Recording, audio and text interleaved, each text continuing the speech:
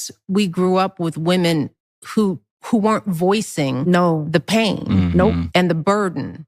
They made it look easy. And when you make stuff look easy, people assume that you must like this. Yeah. It's okay with you, right? Right. You know, we don't articulate as Black women our pain because it's almost like nobody ever gave us permission to do that. And does anyone care? Yeah, there's that. Will they care? If we knew, I think we would care. If we knew. If we knew. Or, you know, yeah, and we have to ask ourselves, the men in our lives is, you know, why wait to be asked? You know, it seems like what we go through is pretty obvious. I mean, maybe we're not complaining, but we're actually living life out loud, you know?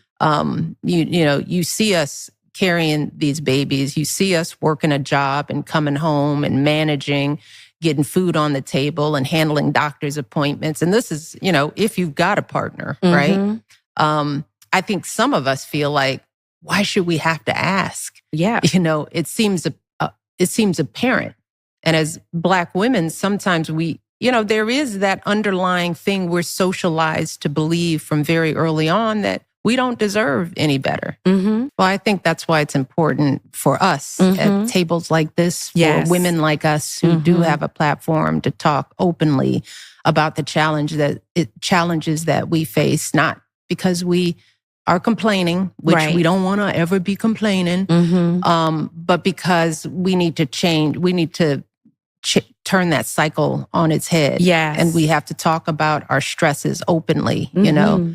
And also, as Black women, we are so easily labeled as angry and bitter. And let me tell you some of the most hurtful stuff that I experienced, you know, entering this life of public service at the heights that we entered into was during my husband's presidential campaign. And just me telling the truth of who we were, you know, just humanizing him as a man, saying he's, you know, he's a great man, but he's not perfect. You know, he's got his foibles and his flaws, trying to humanize him. The first thing that some female journalist said was that I was bitter. I was emasculating him just by sort of trying to tell the truth about what life is, right?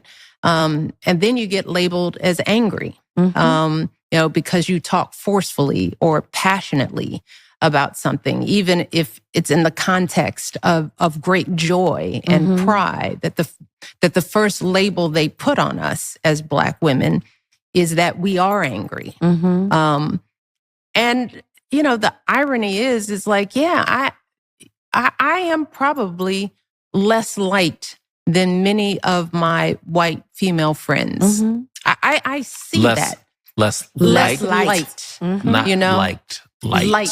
L-I-G-H-T. Because I say this a lot. I mean, I see the difference in some of my white female friends. I see a lightness, an ability to be in the world and see what's going on, but still be not as burdened about it as I think I am. You know, I think that what I see happen in the news, you know, the assault on immigration rights, the challenges that face our community, the inequality, I think it burns at me in a different way. Because it affects you. Yeah. It affects your children. Yeah. It affects you. Yeah. So imagine, you know, we wake up every day just carrying that. Yeah. You know, even if it doesn't directly affect me, sometimes I just have to stop reading the paper. Yes. So that I can stop thinking about all that's wrong.